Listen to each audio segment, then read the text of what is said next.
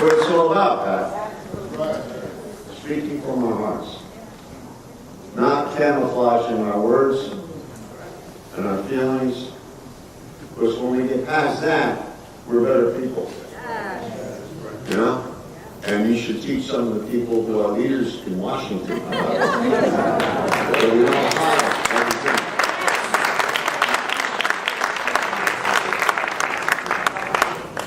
Good afternoon, everyone. I'm honored to be here. I try to get here every year. 3 years in a row, we're proud. That's when we got a crazy day today, trying to get out of town. I know you took a trip here, and I want to thank Monarch Housing and Kate Kelly for arranging this great event. You are very important, because people will listen to you when you come to Washington. They do. Sometimes they're frightened not to, but they will listen to you.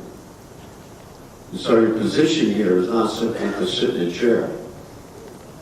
You have a major function, and that is to make sure that we, through democratic debate, make our case for the housing of people who need housing in our society. So, I worked on the housing choice vouchers. I've worked on the McKinney-Vento homeless assistance grants and home investment partnerships. Been working on it a long time. Fair housing initiatives, fair housing assistance, and counseling. Very critical to what you and I are all about. So, I don't need to tell you we have problems. And there's no need to minimize those problems, nor to be overwhelmed by those problems, on the other hand. Because those who don't believe in what we do think that we're too emotional about it. But Dan, yeah, this is shelter. This is a roof over my head. You're darn right we are. But we need to be smart, keep our cool, and not fall into the trap of either despair or overplaying our hand. We're not here with hat in hand now. What we talk about, and what you've been talking about all day, and will continue to talk about, is what are the needs in our different communities. If you're a vet, it is unconscionable that you walk the street at night with no place to sleep after you defend us on the battlefield. The only thing worse than that is to those vets who are undocumented who went to the service to fight for us. After they got back, they're trying to deport them. That's worse. That's worse.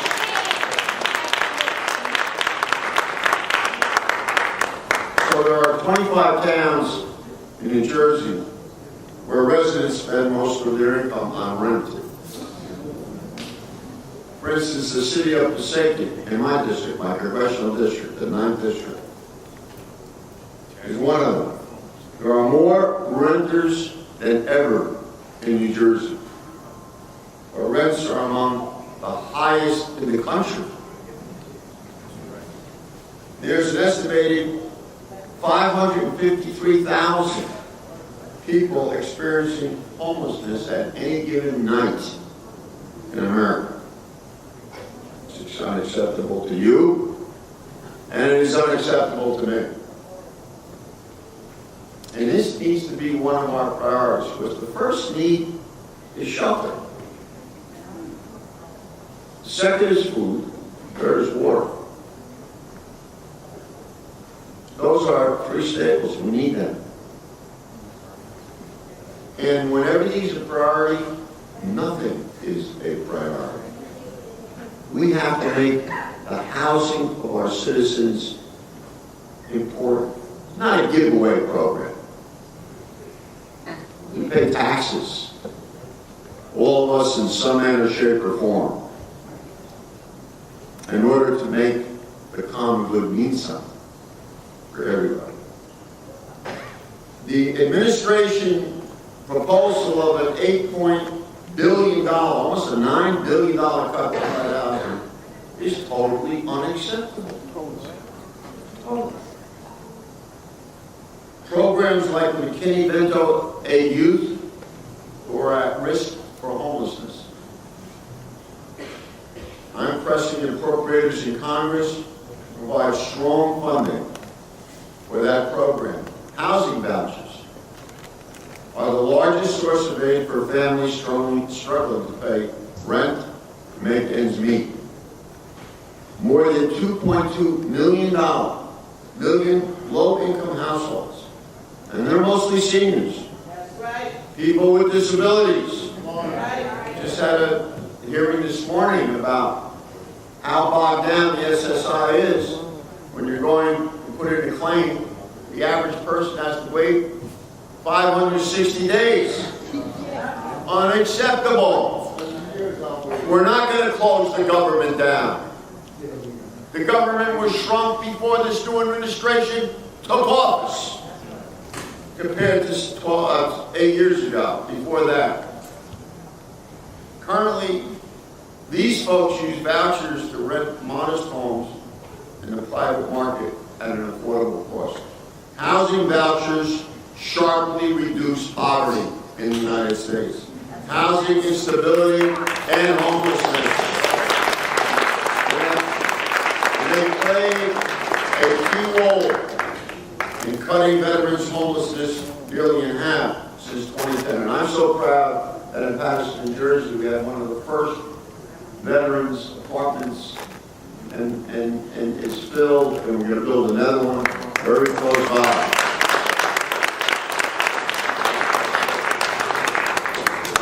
Families who receive vouchers experience lower levels of food insecurity and domestic violence, and their children are less likely to be placed in a foster care than similar families that do not receive those vouchers.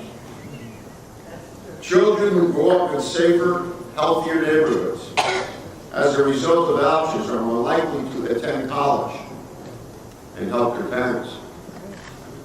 These vouchers are a clear, proven success, yet only 1 in 4 eligible low-income families receives federal rental assistance. Unacceptable. Unacceptable. And we have to change that. That is not good enough for the greatest country in the world. Not good. We have long waiting lists for vouchers. They black out too many families who need help. I urge the appropriators in Congress to strengthen the program by funding it at a $22.8 billion level. We can do so much more. And damn it, if we can get tax cuts to those people who don't need it, we can help those people who do need it.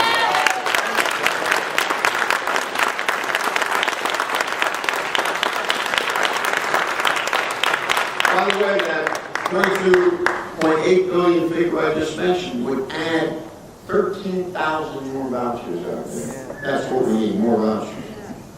We know that our problems persist in our communities, like terrible cycles of eviction, housing insecurity for too many families.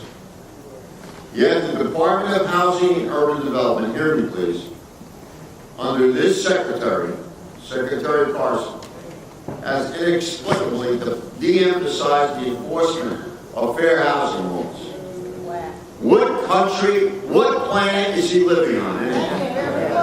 They've undone the efforts of the former administration made to combat discrimination.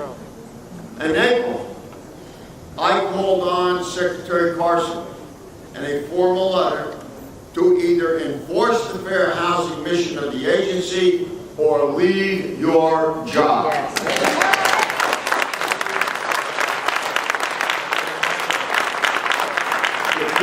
it in writing, you don't belong in Washington. You're just talking bumper sticker stuff. This is serious business. This could be the difference between life and death, and I'm not exaggerating at all.